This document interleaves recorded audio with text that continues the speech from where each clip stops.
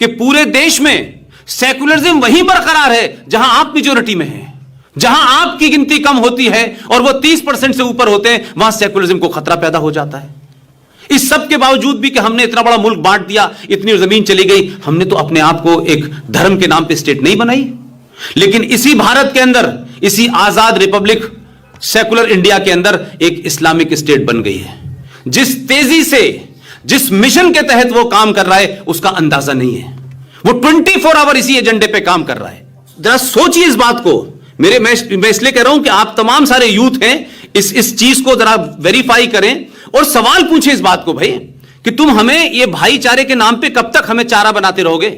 कब हम ही एक तरफा इस सेकुलरिज्म की ठेकेदारी हमारे कंधों पे होगी कि हम ही सेकुलर रहेंगे? भाई, हम तो उस वक्त भी 47 में भी सेकुलर थे, वो चले गए, उसके बाद भी सेकुलर हैं और आज भी सेकुलर हैं। लेकिन इस सेकुलरिज्म की कीमत यह है कि आज आपके मुल्क में 500 कश्मीर बस चुके हैं।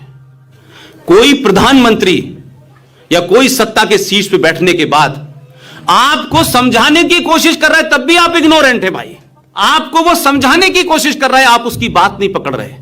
वो प्रधानमंत्री है भाई, वो मेरी तरह चिल्ला चिल्ला के आपको नहीं समझा सकता। आप सब लोग जाएं और अपने घरों पे पार्लियामेंट में पहला भाषण क्या था उसको सुने जाकर के। आप पहली मन की बात जाके सुने, वो किससे कह रहे हैं, किन लोगों को एड्रेस कर रहे हैं, उसको दोबारा से सुने। मेरी बात आपकी समझ में आ जाएगी। दोस्तों, जिन्हें लगता है कि हिंदू राष्ट्र क्यों जरूरी है, वो इस वीडियो को अंत तक अवश्य देखें, क्योंकि 1400 साल पहले शुरू हुआ एक मजहब 58 देशों तक पहुंच गया। वहीं एक दूसरा मजहब मात्र 2000 वर्षों में 85 देशों तक फैल गया और भारत के हिंदू 9 राज्यों में अल्पसंख्यक हो गए। भारत कितने बड़े संकटों से घिरा हुआ है और इसका निवारण क्या है, इसे और भी गहराई से समझने के लिए चलिए सुनते हैं राष्ट्रवादी प्रखर वक्ता पुष्पेंद्र कुलश्रेष्ठ जी को। इस देश के अंदर इतनी बड़ी तादाद में बौद्धिक आतंकवादी, हथियारों से लैस आतंकवादी इतनी तादाद में मौजूद हैं कि हर हफ्ते आपको 10 से 15 इंटरनल सर्जिकल स्ट्राइक करनी पड़ेगी, तब जाकर के इस बात में कुछ बनेगी। बाहर की सर्जिकल स्ट्राइक आपको पता है कहां पर है दुश्मन, लेकिन भारत के अंदर गली गली, मोहल्ले मोहल्ले दुश्मन बैठा हुआ है। जिस तेजी से, जिस मिशन के तहत वो काम कर रहा है, उसका अंदाजा नहीं है। वो 24 आवर इसी एजेंडे पे काम कर रहा है, जिसका जिक्र हमारे एक भाई ने कहा। ये गज़वाए हिंद, ये दारुल हरब से दारुल इस्लाम बनाने का ख्वाब, और जो लोग इस मक्कारी और मुनाफकत में रहते हैं ना, देखिए कुछ लोग जो हैं वो भटके हुए लोग हैं, ये खराब मुसलमान हैं, ये अच्छे मुसलमान हैं। ये बड़ा नौटंकी वाला स्टेटमेंट है। आप लोग किसी मुसलमान को अच्छा या बुरा इस बात पे ना नापें। सोशल सेकुलरिज्म में हजारों हमारे दोस्त मुसलमान हो सकते हैं, वो एक जीवन की शैली है, उसमें कोई भी होगा जो आपके पड़ोस में रह रहा होगा, आप उसको नहीं मारने जाते हैं। लेकिन मेरा कहना यह है कि जब आपकी किताब, जिसको आप कहते हैं कि इसमें कोई नुक्ता जेर जबर बदला नहीं जा सकता 1400 साल से, जब वो आपको कई डायरेक्शन देती है और जब आप उसके खिलाफ नहीं बोलना की हिम्मत कर पाते, तो फिर आपका तमाम ये सेकुलरिज्म, भाईचारा, दोस्ती, ईद, मिलन, ये सब बकवास है, इसका कोई मतलब नहीं है। लेकिन हम इसी गलतफहमी में चलाए जा रहे हैं। साहब देखिए साहब, उनकी होली और हमारी दिवाली, और इसमें राम और उसमें अली, ये नॉनसेंस है। ये क्या वजह है कि आपने इस देश को 1947 में धर्म के नाम पे बांटा?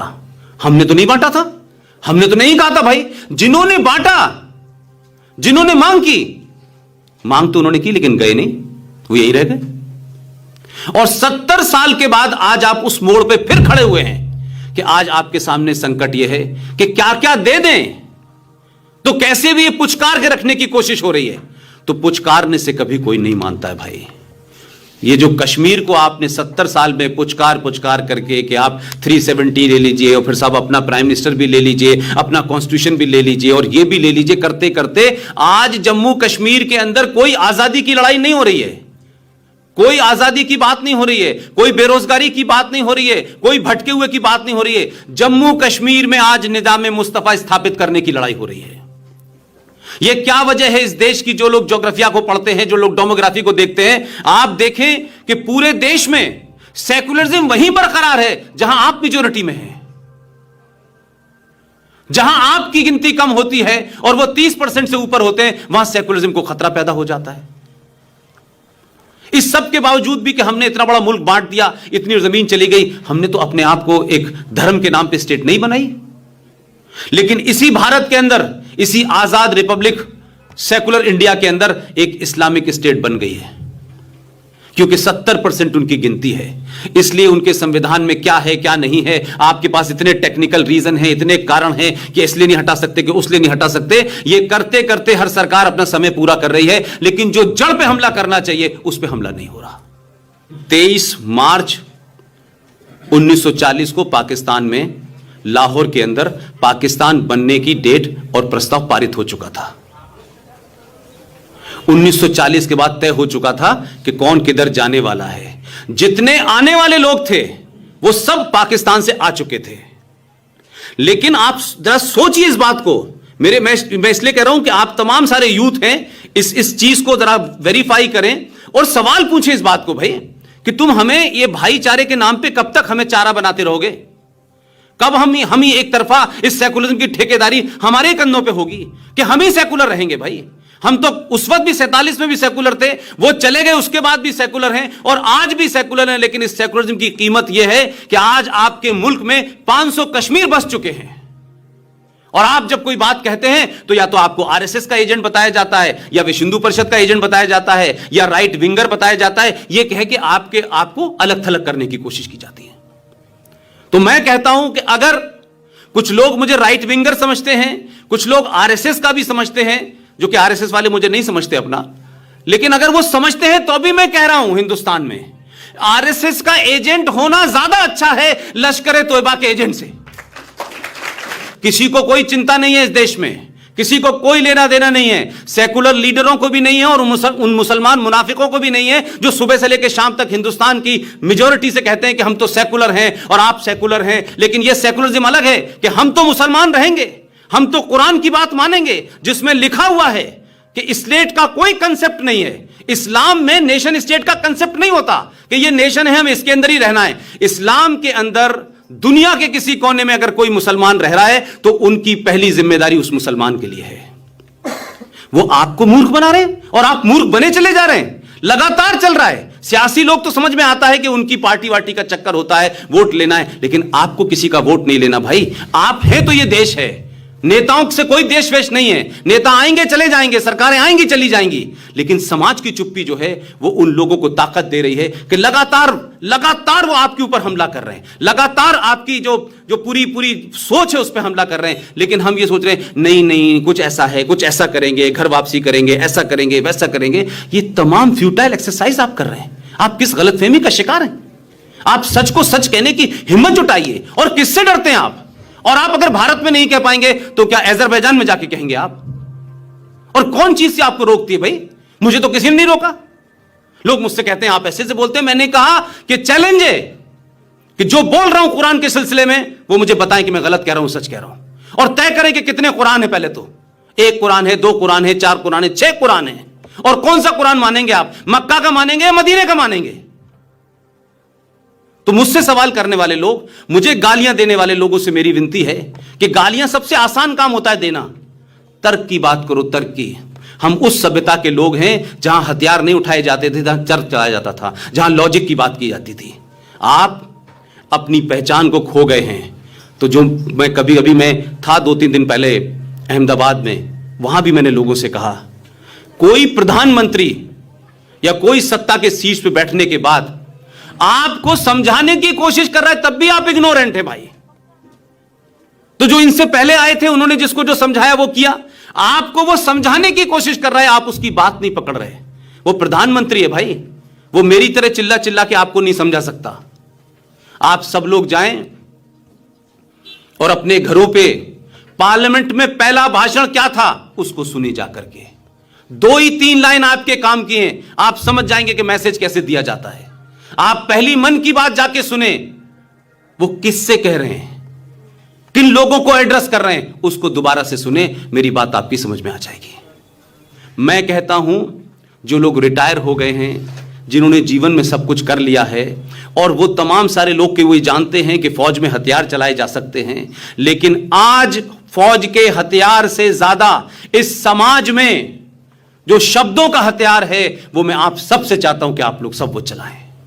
घेरे लोगों को, तर्क से मजबूत बात करें, फैक्चुअल बात करें, कहीं डगमगाए नहीं। आप बिल्कुल न डरें। आपके अंदर यह हीन भावना नहीं हो सकती कि 700 साल के दौर में आप गुलाम रहे हैं तो आपकी पहचान भूल गई है। हर दौर में बुरा वक्त आता है, अच्छा वक्त भी आता है, तो हमको अच्छे वक्त को याद रखना चाहिए। 5000 साल में अगर हमारे 700 साल खराब निकल गए हैं तो हम अपनी पहचान भूल जाएंगे। हम इस बात पर शर्माएंगे कि हम हिंदू हैं। हमें हिंदू कहने से शर्म क्यों आती है? हम हिंदू होने पे शर्माते क्यों हैं? कोई हमको तिलक लगा देता है तो हम उससे शर्मा क्यों जाते हैं? हम पब्लिकली कहीं कहने में क्यों शर्माते हैं? नहीं नहीं नहीं नहीं, हम ये हैं, नहीं नहीं, हम तो सब धर्मों को मानते हैं। What is nonsense? आप पाखंड और झूठ देखिए इस्लाम का। इसी देश में कुछ दिन पहले सुप्रीम कोर्ट ने एक फैसला दिया है, और जब सुप्रीम कोर्ट फैसला दे रही है तब हमारी और आपकी समझ में आ रहा है। ये बात तो मैं अलीगढ़ यूनिवर्सिटी में था जब से जानता था, लेकिन मेरी कोई सुनता तो था नहीं, न मेरी इतनी आवाज थी। अब मैं बोलता हूं तो आप तमाम सब लोग सपोर्ट करते हैं। इसी सुप्रीम कोर्ट ने फैसला दिया है कि मस्जिद इस्लाम का हिस्सा नहीं है। तो फिर यह मस्जिद के नाम पे पूरे हिंदुस्तान में आप किसको डरा रहे हैं? मस्जिद के नाम पे राम जन्मभूमि में किस बात का विवाद है? अगर वो धार्मिक और महत्व की जगह नहीं है, उसका कोई इस्लाम से मतलब नहीं है, तो ये तो ऐसे ही है जैसे आपके मकान के ऊपर कोई इंक्रोचमेंट कर ले। तो आपके मकान पे कोई इंक्रोचमेंट करेगा तो आप सुप्रीम कोर्ट का इंतजार करेंगे कि वो बताएगा, 200 साल में फैसला देगा, तब आप अपने घर में जाएंगे? कुछ फैसले खुद भी करना सीखिए भाई, अपने आप भी करिए फैसले। आप जिस समाज से लड़ रहे हैं वो फैसले अपने आप कर रहा है, और उनके फैसलों पे 2-2 साल से कोर्ट जो है डेट दे रहा है। आप क्यों नहीं कर रहे? आप जिस मेजॉरिटी में हैं, आप कम से कम अपने पुरुषार्थ को पहचानिए, अपनी ताकत को पहचानिए। आप किसी के गुलाम नहीं थे। ठीक है, एक दौर आया, राजा आया, उसने आपके ऊपर रूल किया, लेकिन इस बात के लिए भी आपको शुक्रगुजार होना चाहिए कि आपकी संस्कृति में और आपके धर्म में और आपकी सोच में इतनी ताकत थी कि उस 700 साल के बावजूद भी आप हिंदू बने रहे, समाप्त नहीं हुए। कुछ लोग 2 रुपए के चावल के चक्कर में, कुछ लोग तलवार के जोर से कन्वर्ट हो गए। ये 99% हिंदुस्तान में जो मुसलमान है ये कन्वर्टेड मुसलमान है। आप नहीं हुए, आप उनसे ज्यादा बड़े बहादुर थे। तो अपनी उस बहादुरी को याद कीजिए और ध्यान रखिए कि ये देश आप तय करेंगे कैसे चलेगा। ये नहीं होगा कि हर जो आदमी बाहर से आएगा वो पूछेगा आपसे कि आप सेकुलर नहीं है। हम सेकुलरिज्म का सर्टिफिकेट बांटेंगे, कोई दूसरा नहीं बांट सकता। ये ताकत हमारे हाथ में होनी चाहिए। ये तय होना चाहिए कि देश कैसे चलेगा। ये 1947 में महात्मा गांधी ने नहीं बना दिया है। ये 1947 में भारत नहीं पैदा हुआ है। ये कैलाश पर्वत, ये गंगा जमुना तहजीब, ये गंगा जमुना सब 1947 में नहीं बनी है। कुंभ 1947 से नहीं शुरू हुआ है। ये झूठ और मक्कारी के तहत आपको बताया गया कि भारत के पहले शिक्षा मंत्री को बारे में उनको भारत रत्न भी मिला, लेकिन भारत के पहले शिक्षा मंत्री जिनका जन्म मक्का में हुआ था वो यहां आए, उन्होंने भारत के शिक्षा मंत्री बने। लेकिन आप जरा उन शिक्षा मंत्री की ईमानदारी देखिए कि अपने जीते जी उन्होंने एक किताब लिखी। उस किताब का नाम है India wins freedom. Oriental publication ने वो किताब छापी, और अपनी किताब के लिखने के बाद अपनी वसीयत में यह कहा उन्होंने कि जब मुझे अल्लाह बुला ले अपने घर तो मेरे मरने के 30 साल बाद ये जो 30 पन्ने हैं ये इसमें जोड़ देना। जो भारत का शिक्षा मंत्री अपने जीते जी सच बात कहने की हिम्मत नहीं रख पाया, उसने भारत की शिक्षा नीति क्या बनाई होगी इसको आप समझ सकते हैं। किन लोगों को आगे बढ़ा करके आपने हिंदुस्तान की शिक्षा की किताबों में क्या क्या नहीं डाला गया। जो आपके हीरो थे उनको विलेन बना दिया गया, जो विलेन थे उनको आपका हीरो बना दिया गया। आप इस कुंठा में जी रहे हैं पिछले 70 साल से कि औरंगजेब के बारे में हम पढ़ते हैं, उसने ये किया, उसने ये किया, मास मर्डर था, रेपिस्ट था, लेकिन औरंगजेब रोड बनी हुई है। ये कुंठा इस देश की मेजॉरिटी को देख के नहीं होती कि जिन लोगों ने हमारे पूर्वजों को मारा, उनका धर्म परिवर्तन किया। ये गुरु गोविंद सिंह की बात हो रही है, ये शीशगंज जो गुरुद्वारा है, ये सब कल की बात है भाई। वो लोग हमारे लिए उनकी सड़कों के नाम रखे जाएंगे, उनको ग्लोरीफाई किया जाएगा। जो नालंदा को जलाएगा उसके नाम पे स्टेशन का नाम रखा जाएगा। हम 70 साल से कर क्या रहे हैं? हम सोते हुए समाज हैं। योगी की सरकार आ गई, मोदी की सरकार आ गई, ये आएंगी सरकारें जाएंगी, लेकिन जब आप चेतन होंगे तो हिंदुस्तान में मुस्लिम लीग की सरकार भी होगी, तब भी नाम बदल जाएगा जिस दिन आप चेतन हो जाएंगे। आप सरकारों का इंतजार मत कीजिए, सरकार अपना काम करेगी, आप अपना काम तो करिए। आप ये मत कहिए कि ये हमारा काम नहीं है, हमने वोट दे दिया उसके बाद हम सो जाएंगे। ना, वोट दीजिए, खड़े रहिए, दबाव बनाइए। आपकी अपनी सरकारें भी चाहती हैं कि उनके ऊपर दबाव बने ताकि वो काम करें, क्योंकि उनके ऊपर भी संवैधानिक बहुत सारी जिम्मेदारियां होती हैं। लिहाजा इस गलत फहमी में मैं कतई नहीं हूं, न था कि कोई हमारे बीच में 1400 साल पहले एक धर्म शुरू हुआ और उस धर्म के नाम पे पूरी दुनिया के अंदर कत्ल गारत हो रही है। लोग किताब का हवाला दे करके, आप कुरान शरीफ का हवाला दे करके, आयतों और सूरों का हवाला दे करके कत्ल करते हैं। लेकिन मैंने नहीं देखा इस हिंदुस्तान में, हिंदुस्तान से 150 बड़े मौलवी चले जाएं कि हम जाएंगे ISI से बात करेंगे, हम जाएंगे लश्कर तैयबा से बात करेंगे और पूछेंगे कि कुरान शरीफ में कहां क्या लिखा है। नहीं करते, चादर से मुंह ढक करके कहते हमने कंडेम कर दिया, ये गलत काम कर रहे हैं, ये झूठ है, ये मक्कारी है। 30 आयतों में 34 बार जिहाद का जिक्र आया है। और ये जिहाद क्या है? ये 2 किस्म का जिहाद है कुरान मजीद में, जिहाद अकबर और जिहाद अशरफ। यानी अशरफ छोटा जिहाद, जिहाद अकबर बड़ा जिहाद। पूछे भाई, ये पुष्पिंद कुमार का कोई लिखा हुआ कुरान शरीफ नहीं है जहां से बता रहा हूं, लेकिन क्या होगा कि जैसे ही आप सवाल पूछेंगे तो वो कुरान उठा के लाएंगे मक्का का कि देखिए उसमें तो ये नहीं लिखा। ये नहीं कहेंगे कि ये दूसरा कुरान मानते हैं, एक ही किताब है, लेकिन उस एक ही किताब